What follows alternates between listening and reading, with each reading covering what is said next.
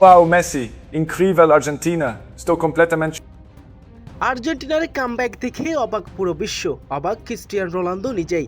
চরম নাটক, উত্তেজনা আর শেষ মুহূর্তে অবিশ্বাস্য ম্যাজিক, সব মিলিয়ে মহাকাব্যর সেমিফাইনালের সাক্ষী হলো আটলান্টিক।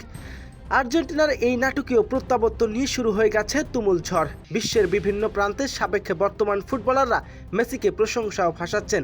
তবে এরই মধ্যে সবচেয়ে আলোড়ন সৃষ্টি করেছে পর্তুগালের মহাতারকা ক্রিস্টিয়ানো রোনালদো। আর্জেন্টিনাকে নিয়ে অবিশ্বাস্য মন্তব্য করে ঝড় তুললেন তিনি। চলুন দর্শক, দেখে নেওয়া যাক বিস্তারিত রিপোর্টে। ম্যাচ শুরু থেকেই ছিল দুই চিরপ্রতিদ্বন্দ্বীর আক্রমণ পাল্টা আক্রমণ, ধারালো লড়াই। ম্যাচের প্রথমার্ধে বল দখল করে সুযোগ তৈরি করে স্পষ্ট ব্যবধানে এগিয়ে যায় ইংল্যান্ড। সেই চড়া আক্রমণের ফল আসে দ্রুতই।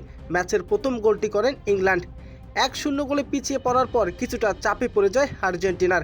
এরপর বিরতিতে ঠিক আগে থেকেই ধীরে ধীরে ম্যাচের নিয়ন্ত্রণ নিজের হাতে করে নেন মেসি।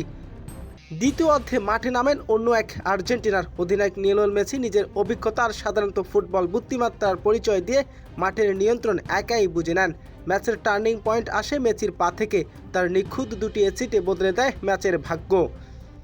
মেসির পাস থেকে আর্জেন্টিনার সমতায় ফেরায় মিডফিল্ডার অ্যাঞ্জেল ফার্নান্দেস।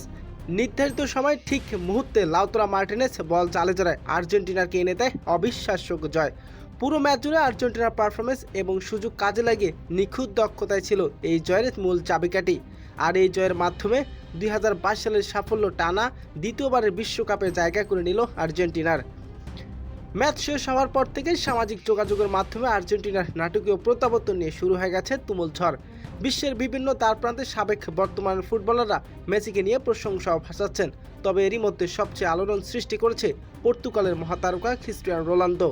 আর্জেন্টিনার লিওনেল মেসি অসাধারণ কামব্যাক, দুর্দান্ত খেলেছে এবং তাকে নিয়ে অবিশ্বাস্য মন্তব্য করেছেন CR7। প্রিয় দর্শক, আপনার কাছে কি মনে হচ্ছে